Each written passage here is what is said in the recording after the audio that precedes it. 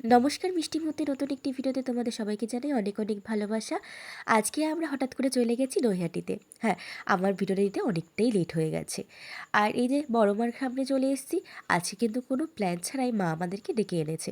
কারণ হঠাৎ করে রাত তখন 10টা বাজে, আমরা হঠাৎ প্ল্যান করলাম চলো বড় মাকে দেখে আসি।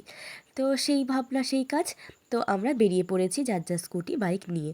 হ্যাঁ, বড় মারকে দেখতে আসলে এতটা ভিড় হয়, তো কোনোদিন আসতে পারবো এটা ভাবতে পারিনি যে এতটা ভিড় হয়, এতটা ভিড় ঠেলে যেতে পারবো সবাই মিলে, না হলে ঠিক মজা হয় না।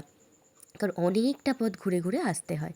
আর বড় মার সামনে এতটা ভিড় ঠেলে এসে সত্যি মনটা যেন জুড়িয়ে গেল। আর সমস্ত ক্লান্তি, সমস্ত কষ্ট, যেন সমস্ত কিছু এক নিমিষে দূর হয়ে গেল। হ্যাঁ, ওই দিন কিন্তু আমাদের অনেকটা খাটনি গেছিলো। কারণ আমরা আগে প্রথমে একটা জায়গায় ঘুরতে গেছিলাম, সেখানে সারাটা দিন স্পেন্ড হয়েছে আমাদের। কিছু মার্কেটিং ছিল, সেগুলো কমপ্লিট করেছি। তো সবাই মিলে হঠাৎ করে যখন প্ল্যান করলো, তো এইটাকে কিছুতেই মিস করা যায় না, যেহেতু বড় মার ব্যাপার। আর এই সুযোগটা সবসময় আসে না, এই বছর হঠাৎ করে আমার কাছে আসলো, তাই এই সুযোগটাকে একেবারেই মিস না করে আমি কিন্তু চলে এসেছি বড় মাকে দেখতে। তো এই যেখান থেকে পারছি বড় মাকে তোমাদের সামনেও তুলে ধরার চেষ্টা করছি। আর এই দেখো সবার মজা, যে সবাই মিলে বাঁশি বাজিয়ে মজা করছে আর ডান্স করছে। দেখো তখন প্রায় রাত অলমোস্ট 2টো কি 3টে বাজে, তখনও লোকের ভিড়। হ্যাঁ, এইটা কিন্তু কম ভিড়।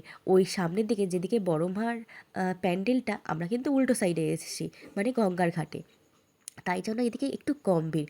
বড় মার দেখার লাইনটা অনেকটাই ভিড় ছিল, তোমরা আগেই বুঝতে পেরেছো। তারপরে এখানে এসে সবাই ফটোশ্যুট করছে।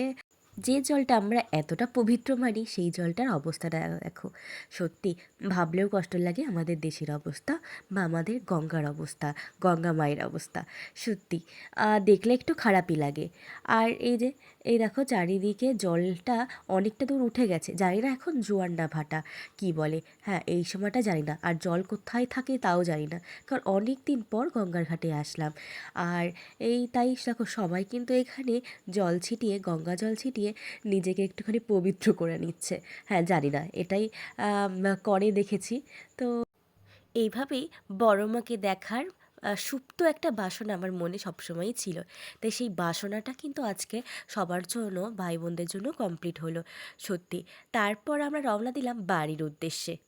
বাড়িতে যেতে যেতে হঠাৎ করে একটা দাদার গাড়ি, মানে স্কুটি প্রবলেম করছিল, তার জন্য আমাদের গাড়ি, সবার গাড়ি বলতে পারো 10-15তে চলছিল। সেইভাবে নৈহাটি থেকে আমরা আমাদের বাড়ি পর্যন্ত এসেছি। তো আমাদের আস্তে আস্তে একদম সকাল হয়ে গেছে। বুঝতেই পারছো, প্রায় 30 কিলোমিটার এইভাবেই চালাতে হয়েছে। 10-এ গাড়ি চালাতে হয়েছে, 10-এ 15তে এরকমভাবে চলেছে। তো তাহলে কতটা টাইম লাগতে পারে? এইভাবে অনেকটা কষ্ট করে বলতে পারো সারা রাত না ঘুমিয়ে আমরা বাড়ি চলে এসেছি। তো আমার ভিডিওটাতে তোমাদের একটুও ভালো লেগে থাকে তাহলে অবশ্যই লাইক, কমেন্ট অ্যান্ড সাবস্ক্রাইব করে দিও। টাটা। জয় বড় মায়ের জয়। সবাই ভালো থেকো, সুস্থ থেকো, আনন্দে থেকো।